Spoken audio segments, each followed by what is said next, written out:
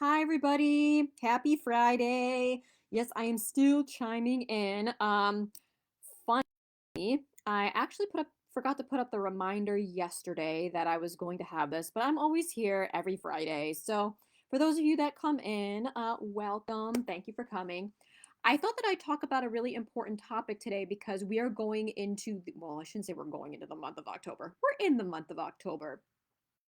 But with that, especially this week, we started to feel some temperature changes and some weather changes, along with the leaves too, because they are starting to pop.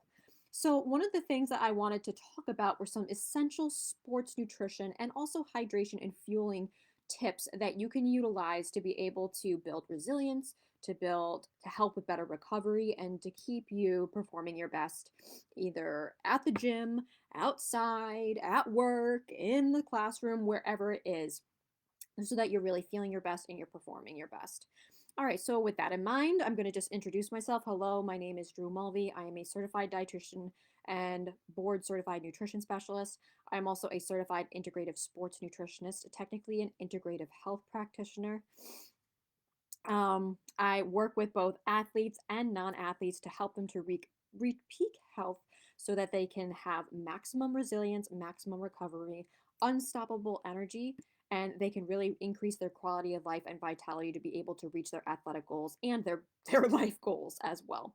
So I have a system in place for that. So if you're open to learning some ways to get each of these, I would absolutely love to speak with you. There you get a free 1 hour strategy call with me free. Yep, that's new. It's a 1 hour strategy call with me. So please be sure to check the link in my bio for those in Instagram and for those on Facebook. It is going to be the link that is going to be underneath.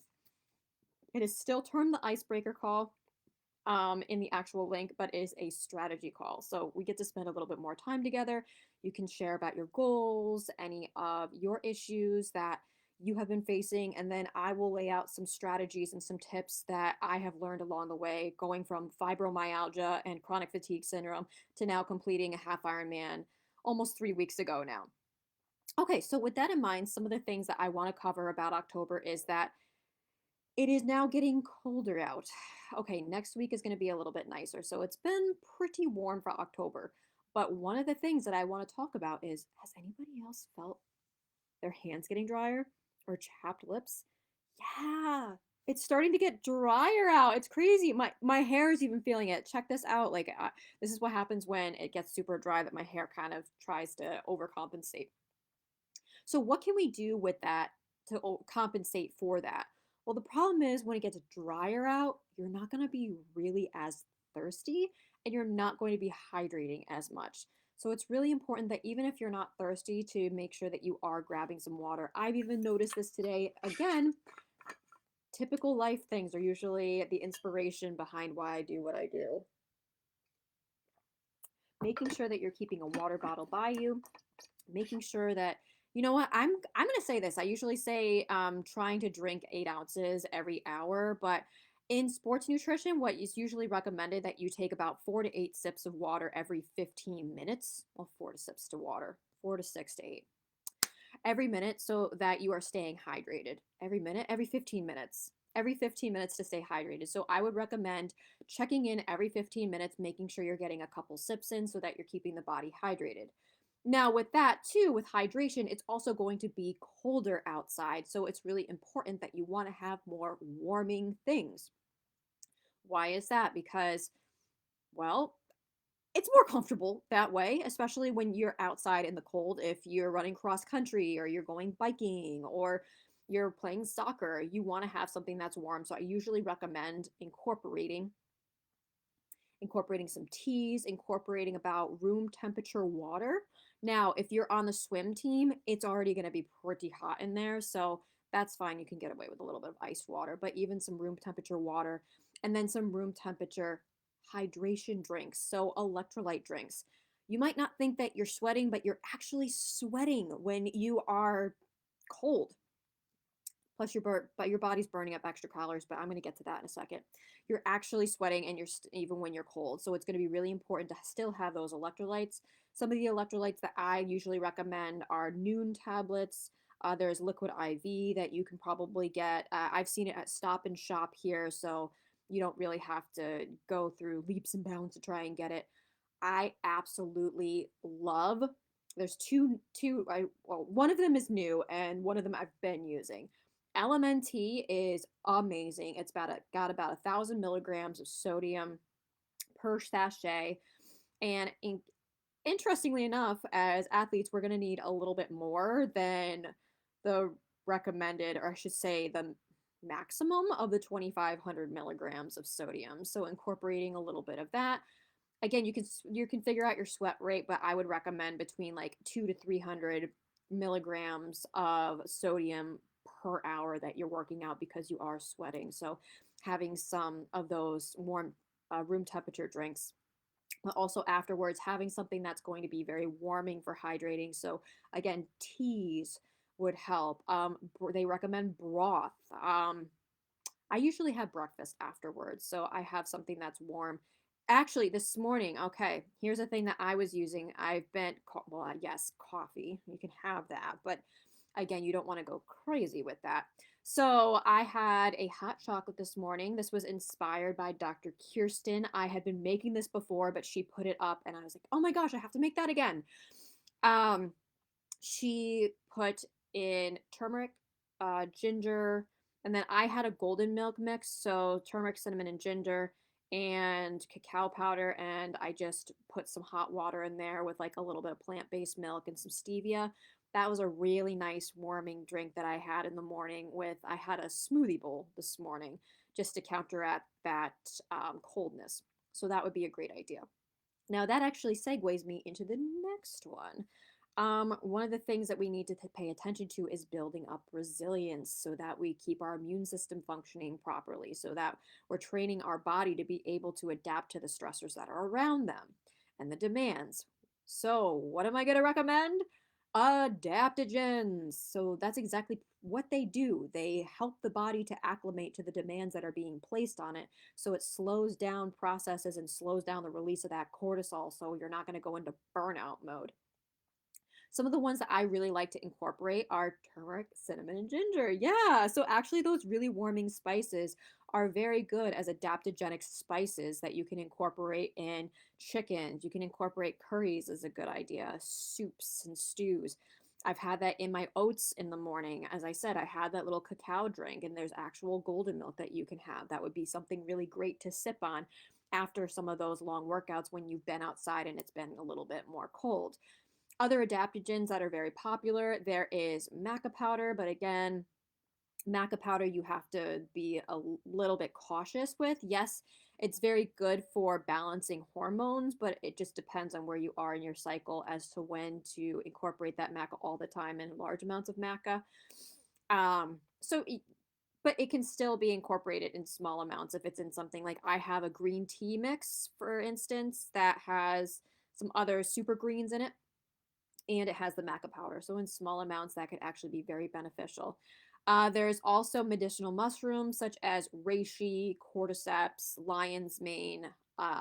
There's one reishi, cordyceps, lion's mane, oh shiitake.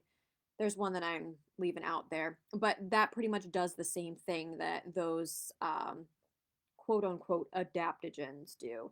The main ones that are known are like eleuthero root, rhodiola, ashwagandha. Yes, you can still incorporate those in, but some of those actually have contraindications with some of the medications, particularly antidepressants, antihypertensives, and there was another one that I had been looking up as well. So you just need to be very careful if you're incorporating those in. So this is a whole food way that you can incorporate those adaptogens in so that you're not there's no contraindications if you are on any sort of medication. Now, with that, we're talking about another segue, the nutrients. So, as the weather is getting colder, your body, well, you're breathing in cold air, and that can really aggravate your sinuses and that can really aggravate the lining of your respiratory tract. So, that's going to make it a little bit more inflamed. So, one of the things that are usually recommended to decrease that inflammation that's in your respiratory tract after you've been outside for I shouldn't say copious amounts of time because it's not copious amounts of time, but when you're outside breathing in that cold air, N-acetylcysteine is a very, very beneficial nutrient that you can incorporate. Why is that? It's a very potent anti-inflammatory. In fact, cysteine is a part of the compound glutathione, which is your body's natural antioxidant. So that with glycine and glutamine, that creates the glutathione, and that's really incredibly important for any sort of inflammatory issue, inflammation in general, a lot of autoimmune conditions. Glutathione is being recommended to several of those chronic conditions. And honestly, I recommend it a lot to those with autoimmune conditions. I recommend it a lot to my athletes as well. So glutathione and N-acetylcysteine in particular, I do recommend. Now, with that, their anti-inflammatory benefits, it's also very beneficial since it is October, it's National Breast Cancer Month. Get this, I just found this in my research. For those that are on tamoxifen, so that's one of the breast cancer drugs, it can actually have a protective effect against the negative effects of tamoxifen. So adding in a little bit of N-acetylcysteine, about 600 milligrams to 1200 milligrams. Again, you want to have that, or I'm not going to get into that, never mind. I was going to go on a rabbit hole, but having that N-acetylcysteine, again, there could be contraindications with some of your medications, so you just want to make sure that you're looking that up. But cysteine is also rich in a lot of different foods. So some of the foods that you can incorporate in that are going to elevate your cysteine, there are egg yolks, there's Brussels sprouts, broccoli, poultry, onions and garlic in particular are very, very good. There's organic red bell peppers, wheat germ, and so like some nutritional yeast as well. So I do want to say that a lot of those are very high in FODMAPs, and those that are endurance athletes or have any sort of IBS, they could have a little sensitivity to those FODMAPs. So adding in a little N-acetylcysteine might be really beneficial for you just to be able to counteract any sort of inflammation. Plus, if you have IBS, there's inflammation anyway, so you want to, and acetylcysteine is going to be your friend. Now, speaking of cysteine and potent anti-inflammatories, let's get into apples and pumpkins and squashes. So, did you ever think that there's a reason why certain things are in season? I actually explained this to my friend last weekend. Yeah, this past weekend, I should say, this past weekend when we were apple picking. Now, apples in particular, they're delicious, right? They're great in my favorite is apple cinnamon oats when I can have those. Apple cinnamon pancakes. Oh my gosh, I love those. I have some apple cider. I mean, apples are one of my favorite fall treats.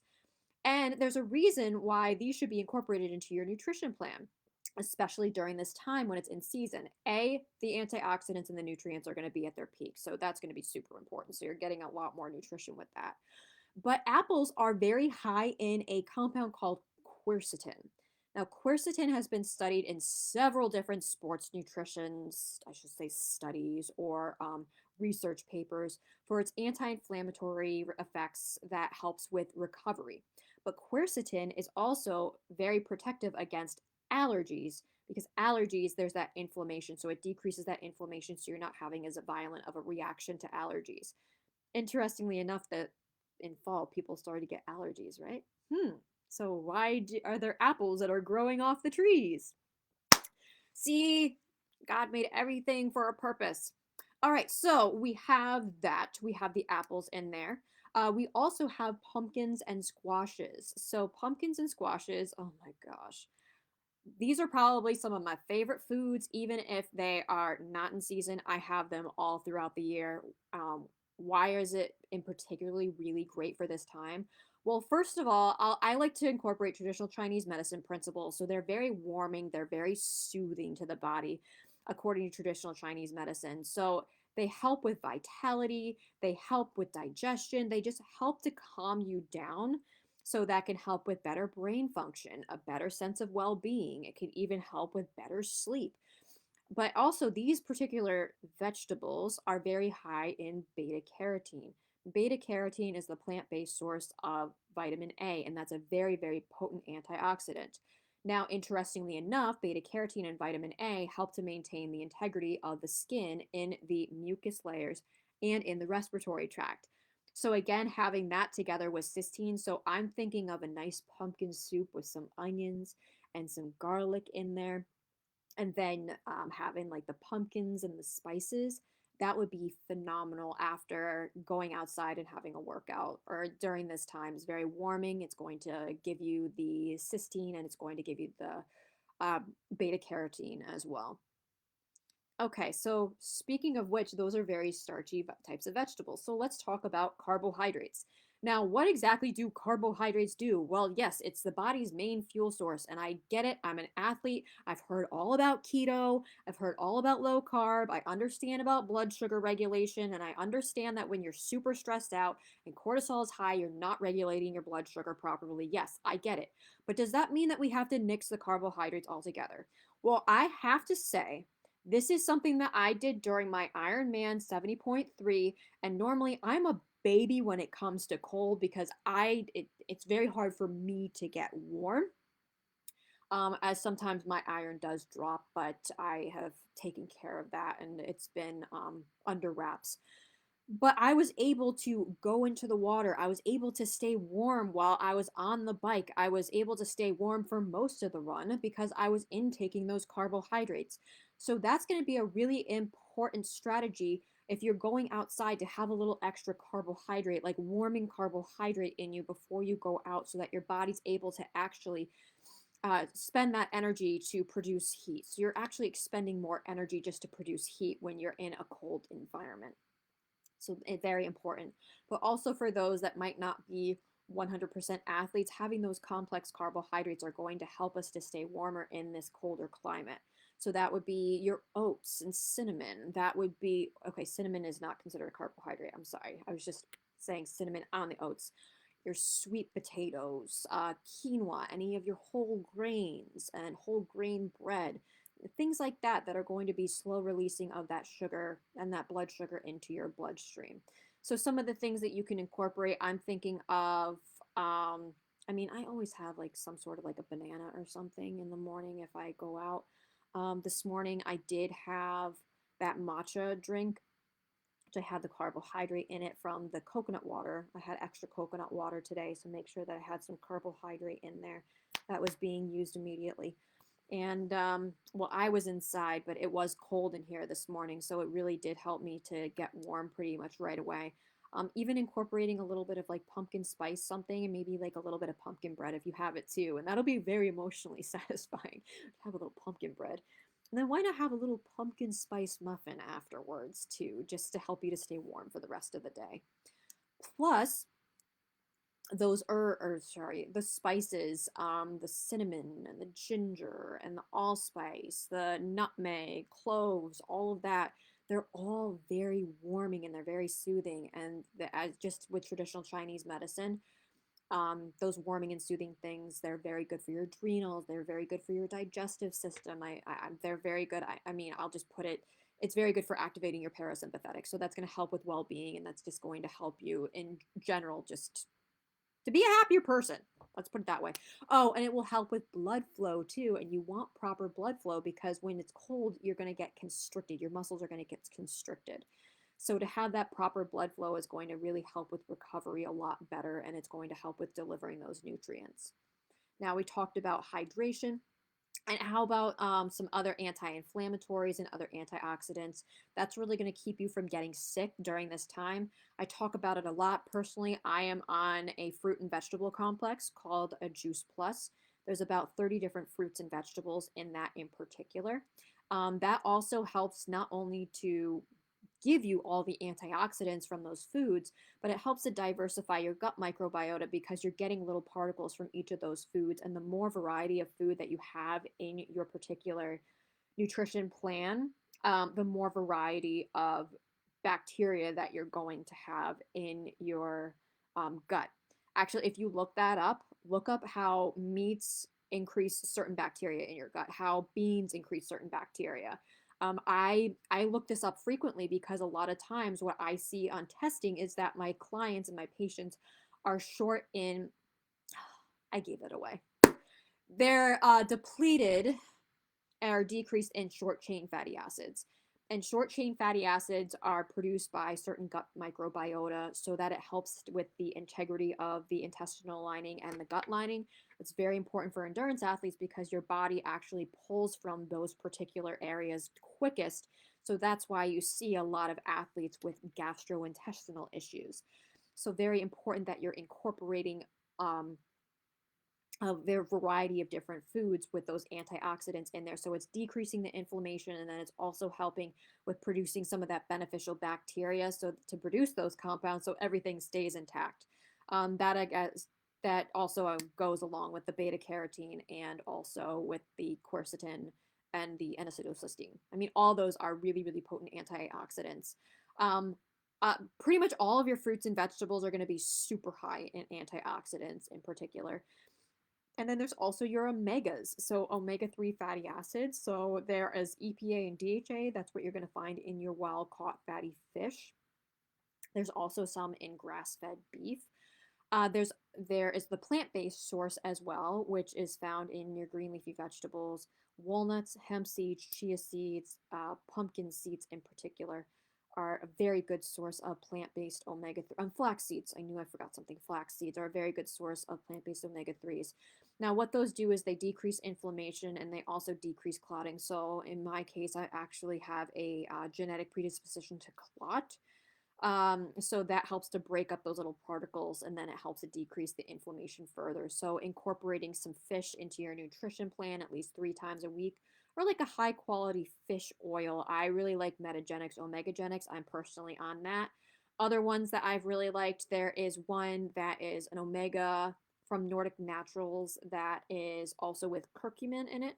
That's another antioxidant that's very beneficial for recovery, beneficial for repairing the lining of the gut. I mean, when you're repairing the lining of the gut, it's very important that you have those antioxidants because that inflammation actually eats away at your muscle. Cortisol, when elevated for too long, eats away at your muscles. So you need to calm down the fire so that your body's able to rebuild and able to heal. Another thing that you can incorporate too, speaking of antioxidants and anti-inflammatories, glutamine. I talked about glutathione before. Glutamine is one of the amino acids that contributes to the production of glutathione, but glutamine is also very important for the integrity of the skin. It's actually the main fuel source to the enterocytes that are in your intestines. So to really help with the integrity of your respiratory tract, adding in like some good sources of glutamine. So that would be bone broth in particular, having a little bone broth, getting in some herbs in there, having some soups. Like I'm thinking of a really good butternut squash soup. I love carrot ginger soup, and then I add some chicken in there. So poultry, that's a really great source of cysteine that you're getting too. So there's so many different ways that you can incorporate all of these different things. But these are things that some of the best nutrition tips that I could give for the month of October to keep you performing your best, to keep your body in peak health and really adapting to the stressors that are being placed on it because a thermal stress is a stressor. All right, so some of the things I went over. Hydration, apples and pumpkins. They are not only just seasonal flavors, but they are functional foods. Antioxidants, particularly N-acetylcysteine, we did glutamine, anti-inflammatories and antioxidants. We also talked a little bit about carbohydrates, and I think that was it. Oh, yes, and adaptogens as well. So building that resilience, adding in a little bit of turmeric, cinnamon, and ginger to some of your dishes would be really good. Actually, one of my favorites. Okay, there is a sweetened rice that I make, or it could be sweetened cauliflower rice. It is with cinnamon, ginger, turmeric, cumin, coriander, um, salt and pepper, and there's a couple other things in there. So you cook the brown rice, you put some raisins in there, and it is one of the best things ever. Oh my gosh. If you can't have grains, then there's cauliflower rice, but there's also cassava orzo that you can incorporate. And it is by far one of my favorite things and very soothing, very nourishing. So that could be something that could be like a little functional, emotionally satisfying dish to incorporate during this time. All right, everybody. Well, it is Friday. I'm going to let everybody go. Thank you so much for your continuous support. Again, my name is Drew Malvi. I'm a certified dietitian nutritionist, board certified nutrition specialist, and certified integrative sports nutritionist, technically an integrative health practitioner. I work closely with people that are really struggling with their health and wellness goals and athletes as well. So, athletes and non athletes that are really struggling with their health and wellness goals to really help them to reach their their better energy, to have peak resilience, and to have peak recovery so that they're chasing their athletic goals and they're also improving their vitality and quality of life. I'm a testament to this, that I had fibromyalgia for many years and then it was latent for a while, then started to ramp back up. But then I with the system that I have in place and the tools that I have in place, I have been able to go from being diagnosed with I shouldn't say diagnosed, but fibromyalgia starting to come up to now completing a half Ironman 3 weeks ago today. So if that sounds like you, if you really want to get your vitality back, you want to have unstoppable energy, you want to be in peak health, we're all athletes in life. So come on in. Let's get you in for a free 1 hour strategy call with me. A 1 hour strategy call with me. We're going to go over your goals. I'm going to give you some specific tips onto how I built resilience, recovery, and reach my athletic potential from having fibromyalgia and from being in a chronic illness. And if you are in a chronic illness, then please come in. I would love to help you out. All right, everybody. Well, thank you so much for attending. The link for the strategy session, it's going to be in the bio for those that are on Instagram. For those that are on Facebook, it is going to be in my comments. All right, everybody. Thank you so much again. Have a wonderful Friday. Take care. Bye bye.